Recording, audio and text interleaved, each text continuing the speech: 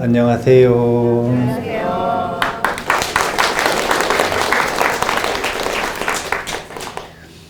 오늘은 금강경 의법 출생분에 대한 이야기를 하고 있습니다. 사실은 반야바라밀보다 더 중요하다고 생각할 수도 있는, 왜냐면 가치관 따라 중요한 건 다르니까요. 정말 공덕이 되고 그 공덕을 바탕으로 성불할 수 있는가, 이 부분에 대해서 궁금해 하시니까요. 제가 첫 번째 시간에 자본주의 세계를 살아가는 범부들은 돈에 목숨을 건다고 했습니다. 나쁜 거 아니에요. 심하면 문제가 되는 거죠. 근데 수행자들은 덕에 목숨을 겁니다. 공자님 그러시잖아요. 진리를 듣고 정말로 깨칠 수 있다면 오늘 당장 죽어도 괜찮대요, 안 괜찮대요? 괜찮대요. 괜찮다 그러죠. 목숨 건 거 아닙니까? 네. 목숨 걸고 수행하는 거죠. 그럼 도대체 왜 그렇게 덕을 좋아하느냐? 이것에 대한 이야기를 해보는 거예요. 사람들이 돈에 목숨을 거는 이유는 정말 단순해요. 뭐 때문이냐면 돈이라고 하는 그 화폐가 무엇을 보장하냐면 생존을 보장하기 때문에 그렇습니다. 돈이 있으면 행복할까요? 안 행복할까요? 뭐 행복해요. 행복에 얼마나 도움이 될까요? 정비례는 아니에요.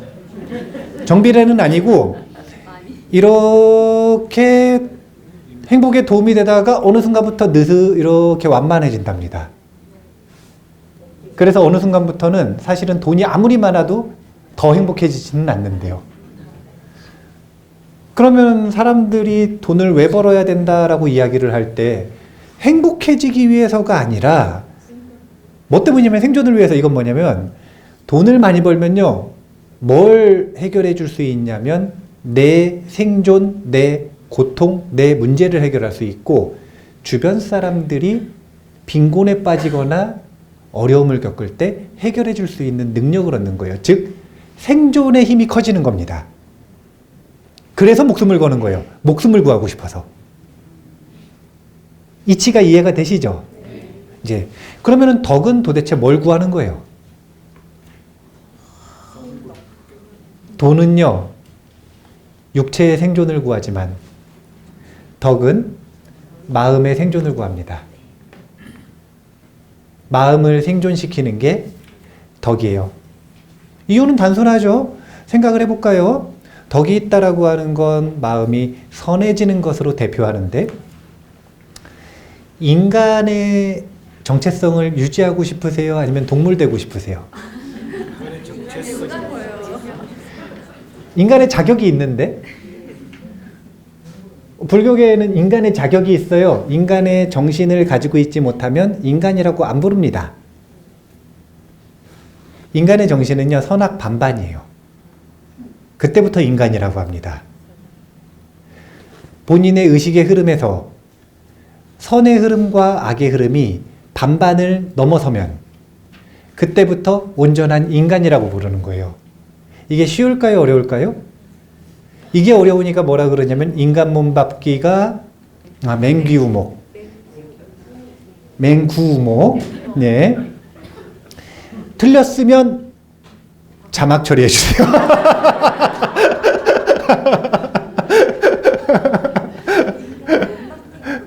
인간의 몸받기가 도대체 왜 그렇게 어려운가?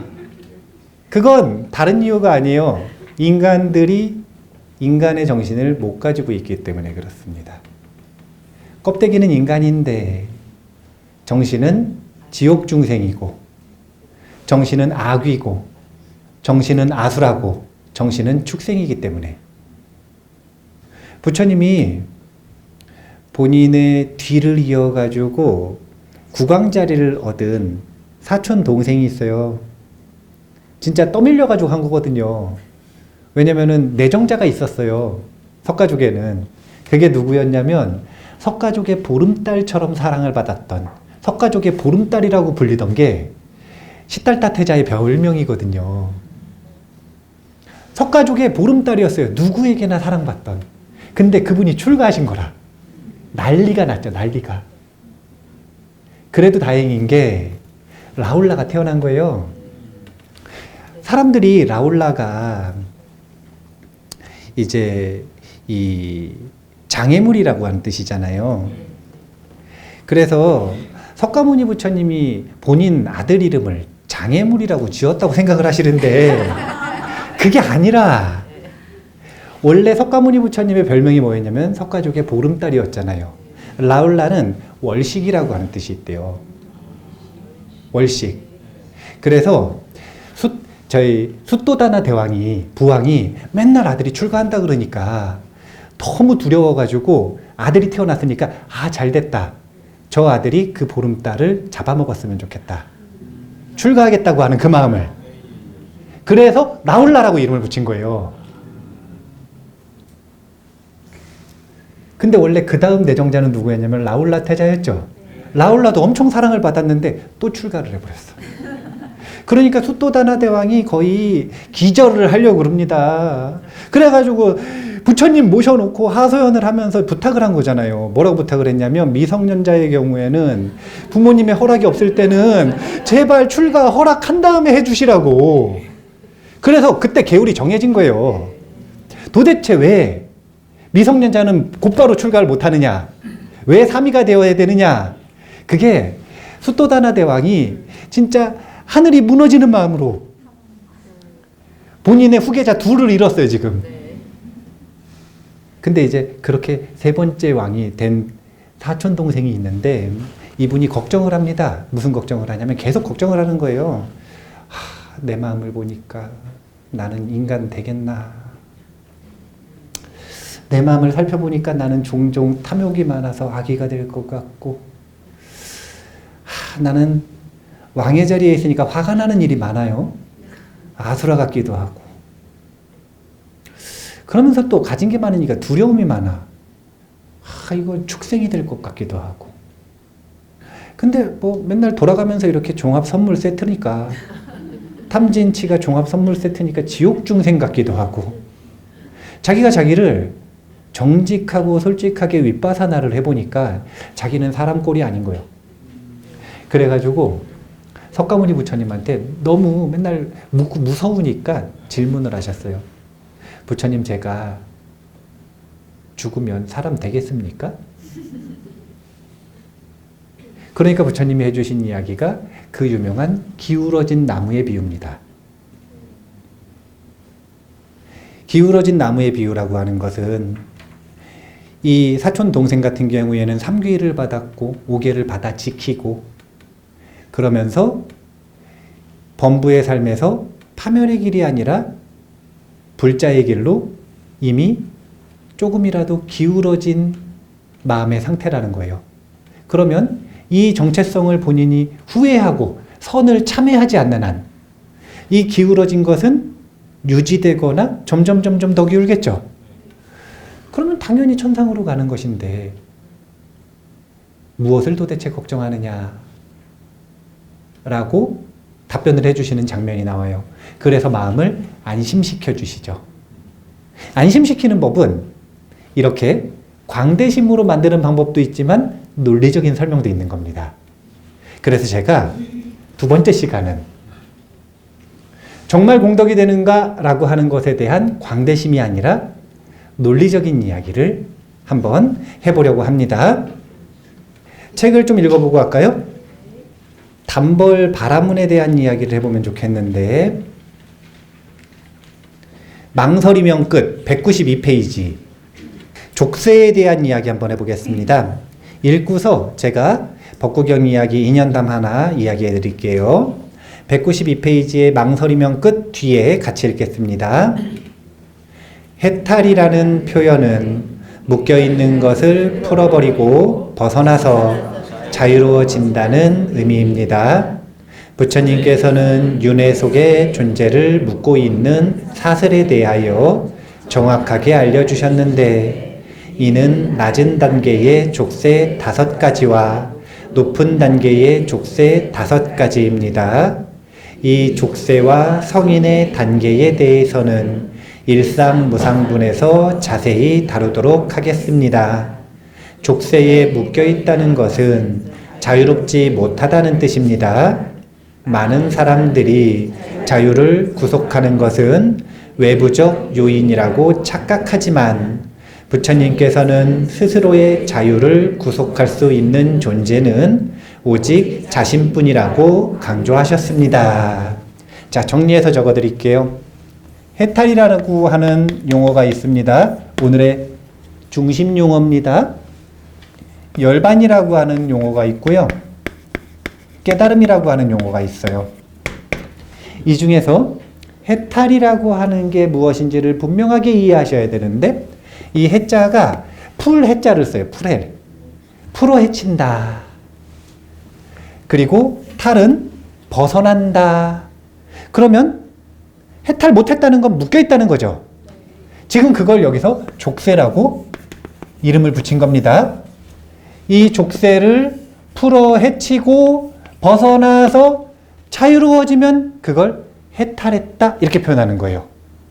그러면 열반에 이르렀다 이거는 무슨 뜻이냐면 족쇄에 묶여 있어요. 그러면은 마음에서 번뇌가 기승을 부릴까요, 안 부릴까요? 생각해 보세요. 주인은 발 뻗고 자요. 근데 노예는 발 뻗고 못 자. 왜냐면 언제 주인이 부를지 알 수 없어요. 언제 주인이 그냥 때릴지 알 수가 없어요. 언제 나를 괴롭힐지 알 수가 없어요. 언제 나를 일을 시킬지 알 수가 없어요. 언제 어떤 부당한 일을 내가 당할지 알 수가 없어요. 그러면 거의 축생처럼 두려워하면서 살아야 되거든요. 그런 마음이 불안하지 않을 이유가 없죠. 족쇄에 묶여 있으니까. 그런데 그 모든 족쇄를 풀면 마음에 기승을 부리던 번뇌의 불들이 전부 꺼져버립니다. 니르바나라고 하는 건 모든 것이 전부 꺼졌다. 열반은 모든 족쇄를 풀고 완전히 해탈한 마음 상태를 열반이라고 표현을 하는 겁니다. 그러면 이 족쇄를 풀기 위해서 뭐가 필요해요? 깨달음이 필요합니다. 그래서 깨달음이라고 표현하는 것보다 저는 사실은 깨어남이라는 단어를 훨씬 좋아해요. 우리가 족쇄에 묶여 있을 때는 그 묶여 있는 것이 전부라고 생각하는 망상의 꿈에 사로잡혀 있는 겁니다. 거기서 그걸 풀고 벗어났다는 건 그 꿈을 깼다는 거예요. 생각해 보세요. 여기 있는 분들은 연세가 있으셔서 탐욕을 부리는 대상이 다를 것 같은데 진짜 사고 싶은 게 있어요. 사고 싶은 거 뭐가 있을까? 람보르기니가 사고 싶으세요? 예, 그렇다고 하죠. 자, 람보르기니를 진짜 사고 싶어요. 지금 여기 그게 뭐야 그러시는 분이 계시는데 그게 뭐야인 분들을 위해서 이제 람보르기니가 얼마나 좋은지를 광고로 보여주는 겁니다. 옆에서 타고 엄청 재밌게 아주 행복한 모습을 막 이렇게 연출해가지고 보여주는 거예요. 그러면 그걸 딱 보면 저거는 가지고 싶어요, 안 가지고 싶어요? 우리가 전부 이렇게 광고에 세뇌당한 거거든요, 사실은. 네, 아파트 사면 행복할 것 같아요, 안 행복할 것 같아요? 행복할 것 같죠? 그리고 진짜 사면은 행복해요, 안 행복해요? 행복하죠. 얼마나 행복하냐면 3개월. 길면 3년이요. 진짜 좋아하는 여자가 있고 남자가 있어요. 그럼 같이 살고 싶잖아요. 같이 살면 진짜 행복할 것 같잖아요. 내 인생이 풀릴 것 같단 말이에요. 같이 살아보면 얼마나 행복하죠? 3개월. 길면 3년이요. 길면 3년이요. 아니, 평균이 3개월이에요.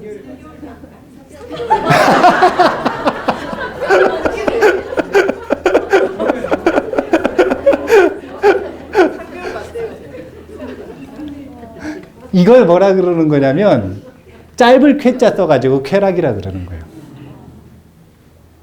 그리고 그 쾌락이 끝나면 그 즐거움에 대한 반작용으로 불쾌가 찾아옵니다. 이건 자연 법칙이거든요. 균형을 맞춰주는 거예요. 인간의 두뇌에서 쾌락을 통한 엔도르핀이 나오면 그 엔도르핀이 나온 딱 그만큼 아드레날린이 나옵니다. 균형을 맞춰주기 위해서. 자연계의 법칙이에요. 그래서 그 불쾌감 때문에 새로운 추구하는 쾌락의 대상을 잡아서 그걸 또 욕심내고 또 가지고 싶어 하는 거예요. 그런데 그렇게 무엇인가에 욕심나가지고 사로잡히면 그게 있으면 행복할 것 같다는 꿈을 꿔요. 그게 지금 족쇄에 묶여 있는 거예요. 근데 그것을 그 꿈에서 깨달음을 바탕으로 깨어나면 그러면 열반에 도달하는 것이다. 이런 구조라고 생각하시면 돼요. 해탈이라고 하는 건 동적 표현이죠. 묶여있는 것을 풀어서 자유로워진다. 그러면 어떤 결과가 나오는가? 열반에 도달한다. 그러면 그 과정에서 족쇄를 푸는 열쇠는 도대체 무엇인가? 깨달음이고 깨어남이다. 이런 구조를 이해하셨어요? 자, 그러면 이제 족쇄 얘기해 볼게요. 이 족쇄라고 하는 건 도대체 뭐냐? 나를 묶고 있는 건, 나를 자유롭게 못하는 건 도대체 뭐냐? 뭐가 나를 자유롭게 못하나요? 외부적인 요인인가요? 내면적인 요인인가요? 아니에요. 둘 다예요. 체계는 책이니까. 내면적인 요인이 나를 묶고 있다라고 이야기를 했지만 외부적인 요인도 분명히 나를 묶고 있습니다. 체계는 왜 내면적인 요인이라고 얘기를 했냐면 금강경은 선남자, 선여인을 위한 경전이라니까요. 대상 자체가 달라요. 선남자, 선여인은 육체적으로, 정신적으로, 경제적으로 뭐가 있냐면 여유가 있어요. 여유가 있다. 이게 도대체 무슨 말이냐면 생존이 보장됐다는 거예요. 생존은 이미 확보했다는 거예요. 이건 무슨 얘기냐면요. 더 이상 생존하기 위해서 내 시간을 팔아서 돈을 살 필요가 없다는 겁니다. 선남자, 선여인들은요. 더 이상 생존을 위해서 돈 벌려고 내 시간을 팔지 않습니다. 이게 선남자, 선여인이에요. 그러니까 여기 계시는 법우님들은 연세가 좀 있으신데 이제 지금 와가지고 이제 뭐 그 경제적으로 그 여유를 막 가진다고 막 욕심내고 그러시면 안 돼요. 이미 여유가 있으신 걸 가지고 잘 지키면서 사셔야 되고 청년들은 경제에 진짜 신경을 많이 써야 돼요. 사실은 종교가 유지되기 위해서도. 불교가 세계 3대 종교 중에서 가장 힘이 없어요. 이유는 뭐 때문이냐면 자꾸 무소유. 아니 부처님은 출가자한테도 무소유를 완벽한 무소유를 강조하신 적이 없는데 제가불자들이 왜 그 말을 듣고 자꾸 무소유 그래서 본인을 헷갈리게 하느냐 이거예요. 부처님은 제가불자들에게 무소유라고 하신 적이 없어요. 뭐라 그러셨냐면 벌 수 있고 정직하게 벌 수 있다면 많이 벌어라 이러셨어요. 그러면 정직하게 번다는 게 무슨 뜻인가? 내 두 손과 두 발을 활용해서 땀 흘려서 번 돈은 전부 다 정직하게 번 돈이다. 자, 이야기를 다시 해볼게요. 여유가 있으니까요. 외적 요인을 사실 얘기를 안 한 거예요. 그런데 선남자, 선여인이 아니면 사실은 족쇄는 두 가지요. 외연과 내연. 외연이라고 하는 것은 대신 지분이 낮아요. 지분이 한 5% 정도의 족쇄라고 생각을 하시면 돼요. 이 5%의 놓인 이유가 내연이기 때문에 그래요. 내면에서 나를 묶고 있는, 그래서 내 마음이 광대하지 못하고 발전하지 못하고 게으르고 정체되고 포기하고 못하겠다라는 이런 마인드셋에 갇히는 이유가 내연에 있기 때문에, 그리고 그런 상태에서는 외연에 묶일 수밖에 없기 때문에 비중을 이렇게 나눴습니다. 외연은 간단해요. 시간을 팔아서 돈을 벌어야 되는 이 상황. 이거 아니면 당장 못 먹고 사는 상황. 이 상황에 놓여 있으면 외연에 묶여 있는 겁니다. 외연에 묶여 있는 게 얼마나 심각한 거냐면요. 하루에 근무 몇 시간 하죠, 평균? 8시간 하는데 점심시간 빼줘요, 안 빼줘요? 그러면 9시간 하는 거예요, 사실은.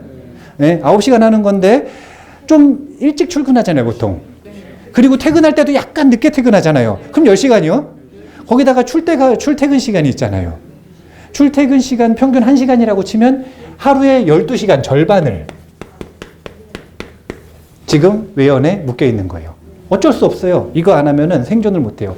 지금 이 상황에서는 외연이 없다라고 이야기할 수 없는 거죠. 근데 왜 도대체 여기에 묶여 있느냐? 그 중요도가 내연에 있기 때문에 95%로 잡았어요. 이 내연이라고 하는 게 도대체 무엇인지 한번 살펴볼게요. 부처님 당시에 쫄라 에까사타까 바라문이 있었는데 한국말로 뭐냐면 옷 한 벌뿐인 자라는 뜻입니다.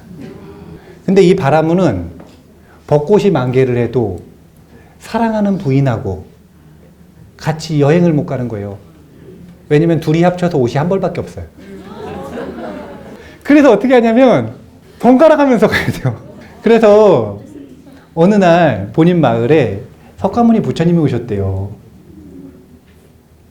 이게 요즘 같으면 별일이 아닌데 예전에는 대단한 일이거든요. 왜냐면 미디어도 없지. 거기다가 인도가 너무너무 넓으니까 한 번 딱 오시는 기회 놓치면 평생 못 볼 가능성이 엄청나게 높은 거예요. 그래서 한 번 오셨을 때 어떻게든 뵈야 되는 거예요. 거기다가 인도는 자본주의가 아니라 덕분주의라니까요. 인도의 아이돌은 누가 아이돌이냐면 스승들이 아이돌이라. 인도에서는. 부처님 당시에 최고의 아이돌, 상징으로 꼽히고 인기가 가장 많았던 게 석가모니 부처님인 거예요. 석가모니 부처님은 철학계에 데뷔하자마자 일약 스타덤에 오르신 분이죠.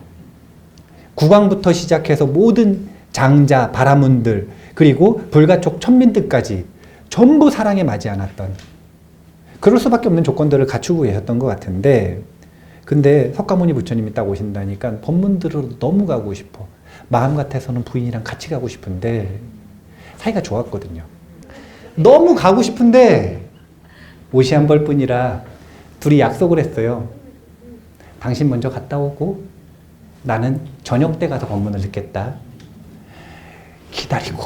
기다려가지고 부인이 딱 오니까 이제 옷을 딱 갈아입고 본인이 받아 입고 부처님 딱 뵈러 갔는데 법당을 탁 열고 들어가자마자 마음속에서 환희심이 일어나기 시작하는 거예요. 법문을 들었는데 너무 좋으니까 환희심에 삐띠 5가지가 있거든요. 5가지 삐띠가 온몸을 감싸는 환희 용약하는 마음이 된 거예요. 너무너무 기뻐요. 너무 기쁘면 어떻게 하는 거냐면 펄쩍 뛰는 겁니다. 아니 자기가 의도적으로 뛰는 게 아니라 몸이 붕 뜬대요. 너무 좋아서 펄쩍 뛰는 겁니다. 그래가지고 마음에서 삐띠가 일어나가지고 펄쩍 뛰면서 마음속에서 샘솟는 욕구가 뭐냐면 뭐라도 부처님께 공양을 올리고 싶다.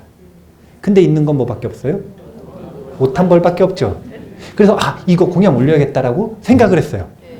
그래가지고 딱 옷을 벗어가지고 공양을 딱 올리려고 그러는데 벗어서 공양을 딱 올리려고 그러는데 한 1초, 2초, 3초쯤 딱 지나는데 문득 생각이 딱 드는 거예요.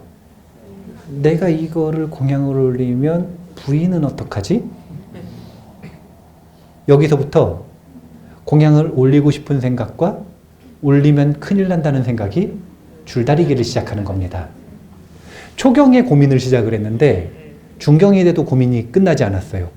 말경이 돼서 새벽이 돼도 아직 고민이 끝나지 않았어요. 고민이 많으면 시간이 빨리 가요, 느리게 가요? 평생보다 느리게 간 것 같아요, 지금.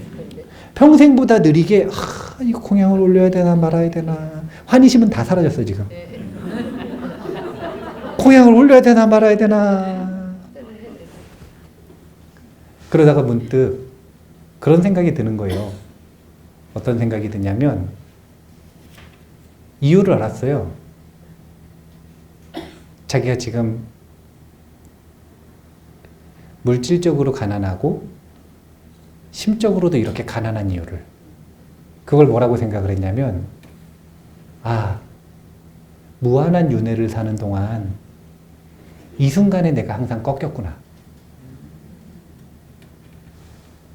선을 짓고 깨침으로 나아가야 되는 그 순간에 내가 항상 이 순간에 졌구나. 내가 이걸 반복했구나. 그래서 지금 이렇구나.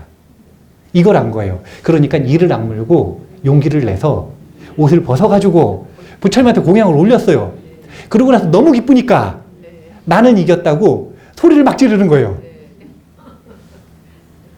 그러니까 주변 사람들이 미친 사람인 줄 알았는데 막 소리를 지르니까 나는 이겼다고.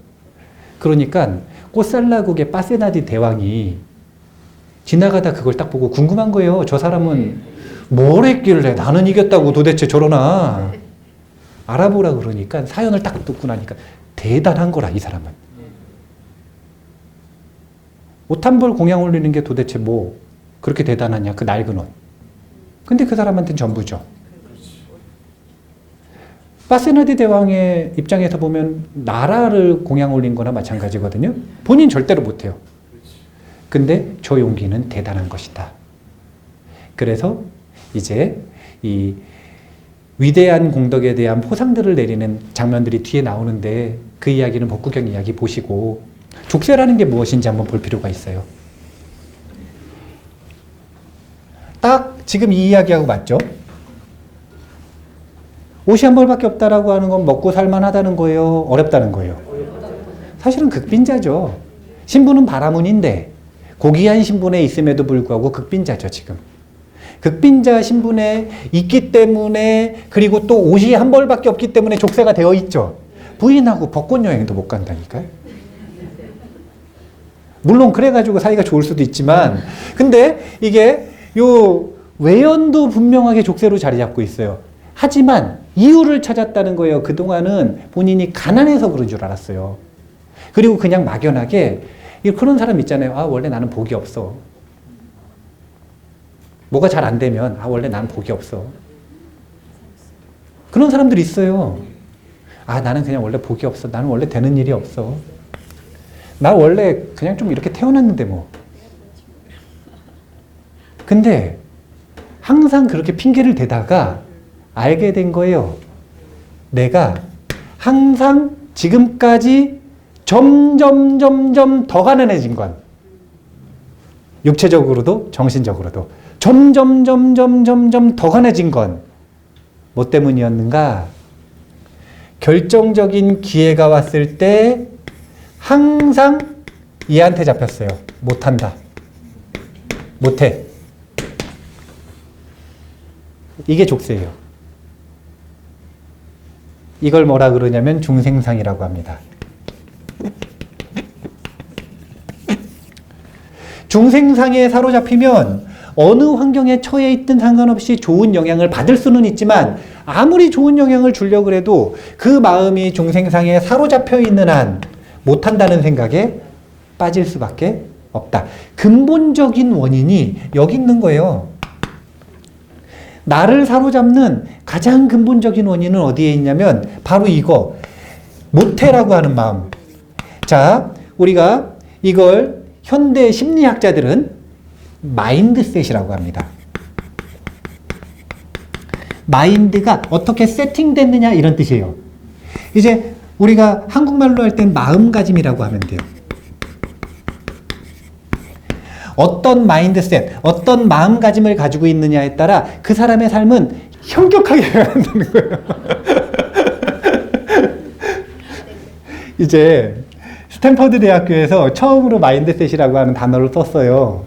근데 스탠퍼드 대학교의 교수님이 마인드셋에 대한 연구를 딱 마치고 나서 논문과 단행본으로 사람들에게는 두 가지 마인드셋, 고정 마인드셋과 성장 마인드셋이 있다, 이렇게 이론을 세웠습니다. 고정 마인드셋은 무슨 뜻이냐면요, 이 사람들은 재능이 없는 게 아니에요. 재능이 있을 수도 있고 없을 수도 있습니다. 재능과 상관이 없어요. 마음가짐은. 그런데 재능이 있어도 이상하게 이 사람들은 발전을 쭉 하다가 어느 수준이 딱 되면 여기서부터 난 못해, 이런 생각을 한답니다. 이걸 이성적으로 하는 게 아니라 본능적으로 하는 거예요. 습관적으로. 어느 수준을 딱 넘어가질 못하고, 그러니까 상단이 딱 막혀 있는 거예요. 가능성의 상단을 누가 맡고 있냐면 자기가 딱 맡고 있는 거예요. 여기서부터 나는 더 이상 못해. 이건 내 일이 아니야. 이건 난 할 수 없는 일이야. 그런데 성장 마인드셋을 가지고 있는 사람들은 환경이 좋지 않은 경우도 있고 재능이 안 좋은 경우도 있답니다. 재능이 없기도 하고 환경이 안 좋은데도 마음가짐은 대단한 거예요. 무슨 마음가짐을 가지고 있냐면 윗단이 열려 있어요. 나는 할 수 있다. 사람들은 생각했어요. 뭐라고 생각했냐면 재능이 천재들이 성공할 것이라고. 근데 생각해 보세요. 어릴 때 천재라고 밝혀져 가지고 미디어 타고 했었던 분들 중에 끝까지 성공적인 삶을 살아가는 사람들이 흔치 않아요. 재능이 성공을 결정하는 게 아니라는 거예요. 또 환경이 성공을 결정한다고 생각하는 사람들도 많잖아요. 좋은 환경에서 살면 성공할 거라고. 아니요. 그 재능, 태어난 환경, 주어진 환경을 종합한 결과 자기 자신이 어떤 마인드셋을 형성했느냐에 따라 이게 바로 내 가장 귀한 자산인 거예요. 나의 정체성을 어떻게 보느냐. 할 수 있다고 보느냐, 못한다고 보느냐. 제가 법학원 강의를 작년에 1년 동안 했거든요. 근데 이 법학경을 어떤 관점에서 봤냐면 종교적인 관점에서 보지 않고 수행자의 마음가짐의 관점에서 봤어요. 법화경은 철저하게 올바른 마음가짐을 어떻게 가져야 되는지를 이야기하는 경전이다라고 하는 관점에서. 그래서 마인드셋을 셋으로 나눴어. 고정 마인드셋, 성장 마인드셋, 불성 마인드셋이 있다. 그런데 이 두 가지가 진짜 중요한 건데, 근데 이거를 이렇게 쭉 이야기를 할 때 요 고정 마인드셋을 뭐라 그러냐면은 거지의 마인드셋이라 그래요. 왜냐면은 제가 거지 같다라고 비난을 하는 게 아니라 법화경에 거지 왕자 얘기가 나오거든요. 원래 왕자인데, 장자궁자유 비유라고 하죠. 원래 왕자인데 어릴 때 잊어버려서 거지 속으로서 컸어요. 그래서 평생을 본인은 거지라고 생각하고 산 거예요. 원래 왕자인데, 원래 태어나길 왕자로 태어났는데 갓난아기부터 자기는 거지라고 교육받고 경험하고 산 거예요. 그러니까 아무리 왕자라 그래도 절대 믿지 않아요. 절대로 받아들이지 않아요. 무조건 도망가고 두려워하고 거지처럼 행동합니다. 그 비유를 들어가지고 고정 마인드셋은 제가 거지 마인드셋이라고 이야기를 합니다. 그런데 이 거지 마인드셋의 논리 과정을 잘 보셔야 돼요. 자, 생각해 보세요. 왕자는 무엇인가 배우고 싶어요. 그러면 없어가지고 못하는 경우가 있어요, 없어요? 왕자는 부족한 게 있어요, 없어요? 왕자는 부족한 게 없어요. 얼마나 부족한 게 없냐면 가전연존자였나? 업소빵 이야기 들어보셨죠? 업다빵 이야기. 가전연인, 대가전연 이야기였나? 근데 요 분이 어릴 때 왕자일 때 복덕이 너무너무 많아가지고요. 원하는 건 다 이루어지는 거예요. 거기다가 왕비가 이 왕자를 너무 사랑하니까 해달라는 건 다 해주는 거예요. 그래가지고 그동안 모든 걸 다 해줬는데 왕비가 생각하기에 너무 버릇없이 크면 세상 물정을 너무 모르면 좀 나중에 왕이 되거나 그러면 문제가 있지 않을까? 그래서 교육을 하려고 놀다가 요청을 한 거예요. 내가 빵을 먹고 싶다고. 그러니까 결핍이라고 하는 걸 한 번이라도 배워야 된다 그래서 어떻게 했냐면 빈 접시를 보내줬어요. 빵이 없어가지고 못 가져왔다고. 결핍을 가르쳐 주려고. 근데 이 왕자가 전생에 공덕이 너무 많으니까 빈 접시를 뚜껑을 닫아가지고 가져가고 있는 동안 천신들이 거기다 빵을 채워놨어. 천상의 음식을. 그러니까 뚜껑을 딱 열어가지고 빵을 딱 봤는데 너무 아름답고 향기가 좋고 맛을 딱 봤어요. 그러니까 이 시종이 뭐라고 하면서 가져왔냐면 빵이 없습니다 하고 가져왔거든요. 근데 열어보니까 빵이 있잖아요. 그래서 이 왕자가 항의를 합니다. 어머니는 나를 사랑하지 않는 거라고. 그동안 세상에서 가장 맛있는 이 업다빵을 나한테 숨겨놓고 한 번도 안 주시고 진짜 맛없는 돌 같은 그런 빵들만 주셨다고. 이게 왕자의 마인드셋이에요. 왕자는 절대 부족한 게 없어요. 어릴 때부터. 왜냐하면 그를 보호하고 그를 시봉하는 이들이 단 하나도 부족함 없이 대해주기 때문에. 하지만 거지는 항상 부족하죠.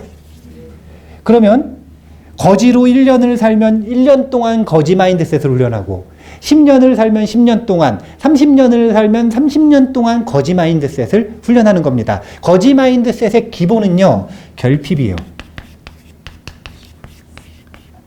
이게 근본이거든요. 왜 이게 근본이냐면 인간의 모든 욕구는 생존 욕구에서 시작되기 때문에. 근데 생존이 어려우니까 결핍되어 있는 거예요.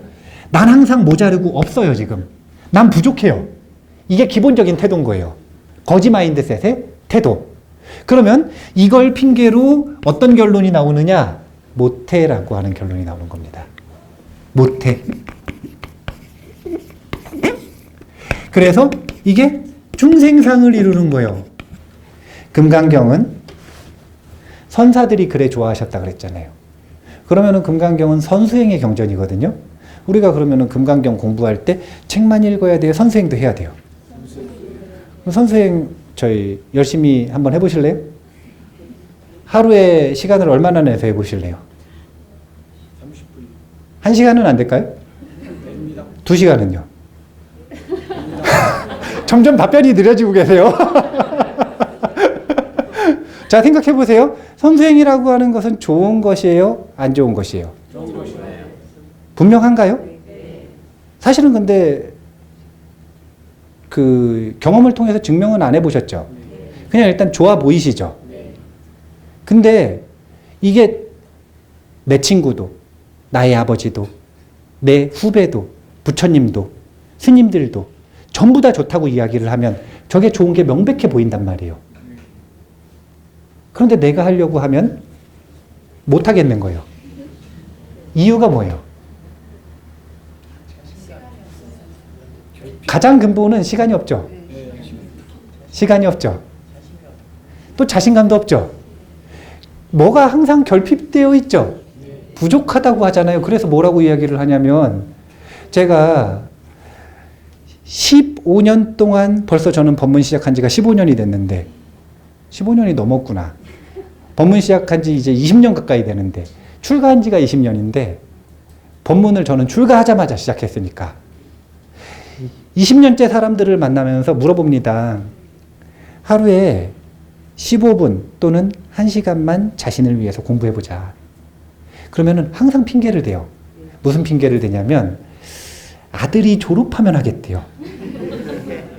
그래서 아들 졸업한 다음에 물어봤거든요. 아들이 결혼만 하면 하겠대요. 그래서 아들이 결혼한 다음에 물어봤어요.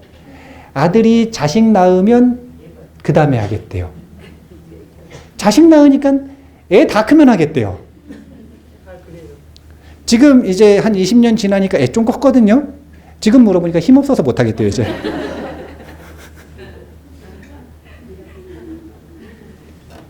항상 무슨 이유가 있어요, 결핍. 부족한 이유가 분명하게 있어요. 그래서 결론이 못해. 그리고 이것이 태도가 되고 습관이 되면 마인드셋이 형성됐다고 하는 겁니다. 그리고 이것이 우리를 윤회 세계에 가두는 주범이에요. 제가 하나 알려드릴게요. 새로운 경험, 좋은 공부, 꼭 필요한 수행, 무엇이든 그걸 할 수 있는 기회가 딱 왔는데 내 마음에서 못하겠다라는 생각이 드는 거예요. 그리고 그 마음을 못 이기겠어. 지금까지 그래왔고 못 이기겠어요. 그러면 제가 알려드릴 수 있는 사실이 하나 있어요. 윤회의 감옥에서 못 벗어나세요. 삶은 변하지 않습니다. 이유는 자기 자신이 가로막았기 때문에. 관건은 이 마음을 바꿀 수 있느냐 없느냐예요. 쫄라 애까싸 닦아.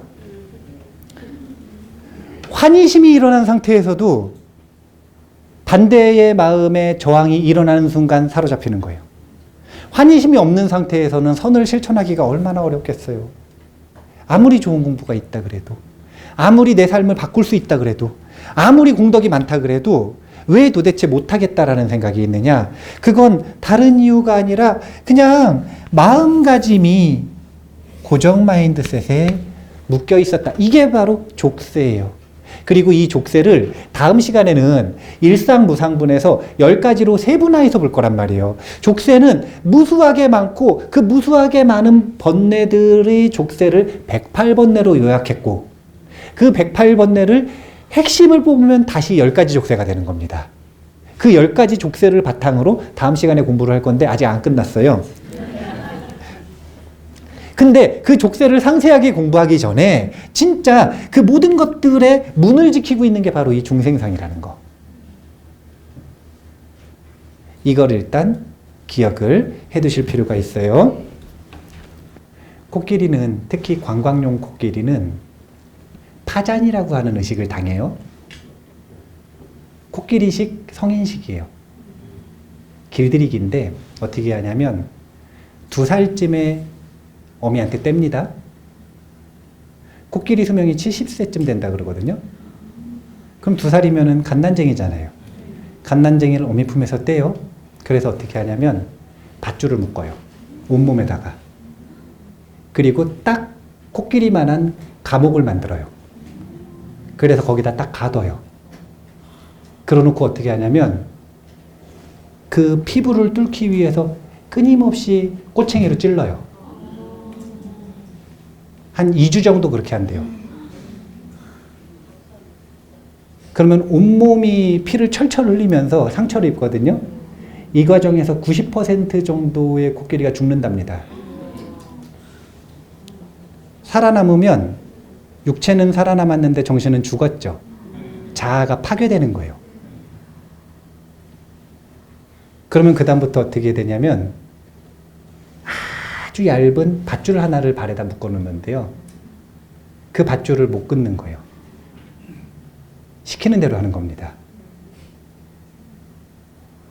이렇게 자라난 코끼리가 우리가 관광 가서 타는 그 코끼리예요. 평생을 복종한답니다. 몸이 이 법당의 3분의 1만 해줘도 그 얇은 밧줄 하나를 못 끊는데요. 이게 족쇄거든요. 그 얇은 밧줄은 코끼리가 기침하다가 쿡 해도 끊어져요, 사실은. 기침하다가 옆으로 슬쩍 움직여도 끊어지는 밧줄이에요. 근데도 거기서 못 도망가요. 이게 외연. 그러면 그걸 왜 못 끊고 왜 못 도망가요?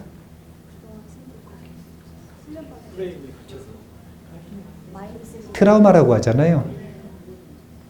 그동안 당했던 트라우마. 근데 우리가 그 코끼리의 사정과 크게 다르지 않다. 이 이야기를 하고 싶어요. 금강경은 이 족쇄를 끊자라고 이야기하는 거예요. 이 족쇄를 끊어내지 않으면 불안의 근본, 두려움의 근본, 고통의 근본에서 벗어날 수가 없다는 거예요. 아무리 무서워도 그 족쇄가 사실은 그 코끼리가 묶여있는 힘없는 밧줄 하나밖에 힘이 없어요. 실체를 보고 끊어내면. 근데 왜 힘이 있느냐? 못하겠다는 생각이 너무 강해서 그래요. 이미 이것이 자동화된 습관이 되어 있기 때문에. 이미 못하겠다는 중생상에 내가 사로잡혀 있기 때문에. 사람들이 그러지 않습니까? 나는 왜 이렇게 우유부단하냐고. 난 왜 이렇게 결정장애가 있냐고. 난 왜 이렇게 빨리 안 하고 미루냐고. 난 왜 이렇게 게으르냐고. 난 왜 이렇게 의지력이 없냐고. 전부 다 공통어거든요. 고정 마인드셋에 묶여 있다는 거예요. 나는 왜 이런가? 나는 왜 이런가를 분석하는 게 중요해요? 아니면 벗어나는 방법을 알려드리는 게 중요해요? 벗어나는 방법 진짜 쉬운 거 하나 알려드릴게요. 제가 진짜 중요한 걸 알려드리는 거예요. 잘 기억하셔야 돼요. 좋은 기회가 왔을 때, 변화의 기회가 왔을 때 골든타임이 있어. 골든타임. 골든타임 안에 결정을 해야 돼요. 결단을 골든타임 안에 결단을 내려야 돼요. 그게 몇 초냐면 5초입니다. 무엇인가 좋은 선택을 하고 싶고 훌륭한 일을 실천하고 싶고 선을 실행하고 싶으면 마음 먹은 순간 5초 안에 결단을 내려야 돼요. 그렇지 않으면 중생상의 족쇄에 묶여서 부자유스러워질 가능성이 높습니다. 이거는 뇌과학이에요. 이건 뇌과학이에요. 인간의 뇌는 최우선 과제가 생존이기 때문에 생존은 변화하는 게 생존에 유리할까요? 변하지 않는 게 생존에 유리할까요? 그래서 우리는 프로그램이 그렇게 되어 있는 거예요. 그래서 5초의 골든타임을 놓치면 온갖 핑계를 다 댑니다. 모든 핑계를 다 대요. 노래 한 곡 해보실 분.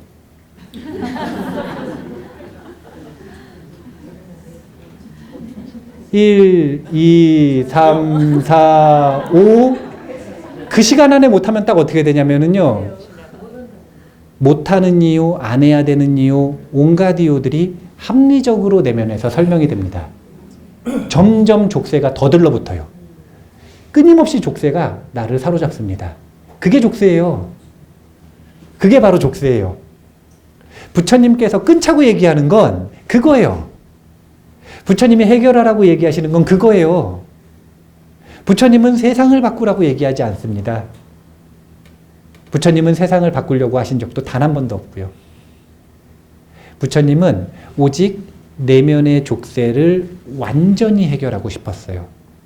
제자들에게도 다른 것 쳐다보지도 말고 이 내면의 족쇄만 해결하라고 하셨어요. 그런데 정말 희한하게 부처님은 세상을 바꾸려고 한 번도 안 했음에도 불구하고 2500년 동안 세상을 바꾸고 있어요. 자신의 내면의 족쇄를 완전히 이겨냄으로써 세상을 바꾸는 사람, 이 사람을 대웅이라고 얘기하는 겁니다. 외부에 있는 적들을 이기고 죽여서 영웅이 되는 것은 세간의 영웅들이고 자기 자신과 싸워서 이겨서 세상을 바꾸는 사람을 대웅이라고 하는 거예요. 그래서 석가모니 부처님이 모셔져 있는 전각을 대웅전이라고 하는 겁니다. 메시지를 분명하게 하셔야 돼요. 내면의 족쇄를 해결하라. 그리고 방법은 간단해요. 아침에 일어나기로 했어요. 근데 알람 소리를 들었는데 안 일어나고 싶어. 그러면 일어나고 싶으면 어떻게 해야 돼요?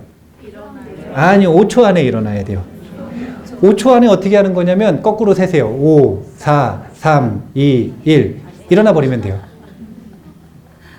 그 안에 못하면 골든타임 지나간 겁니다. 이제 쫄라, 에까싸, 따까처럼 초경, 중경, 말경 동안 고민해야 돼요.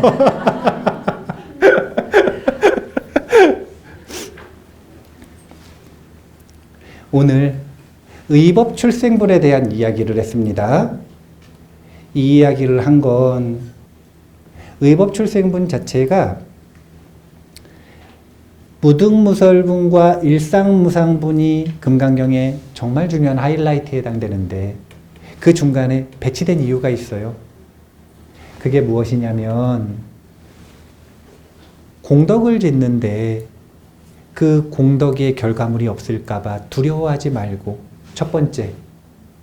두 번째는 공덕을 짓는데 게을러서 중생상에 사로잡히지 말고 빨리 최선을 다해서 공덕을 지어서 공덕을 쌓고 보리심의 완성으로 나아가라고 메시지를 주시는 겁니다.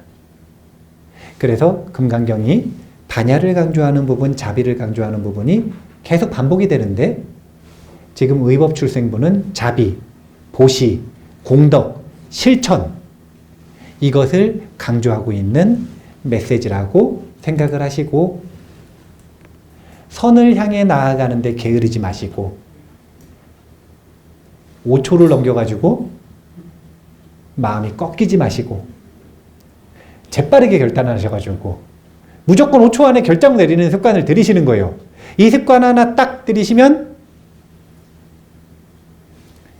윤회를 살아가는 동안 중생상을 극복할 수 있는 무기를 얻는 겁니다. 이게 습관이 돼야 돼요. 모든 선택은 5초 안에 하는 거예요. 전 무조건 5초 안에 합니다. 5초 동안 생각하다가 결정을 못 내리겠어요. 그럼 어떻게 해요? 동전을 던집니다. 앞뒤로 결정해버려요, 그냥.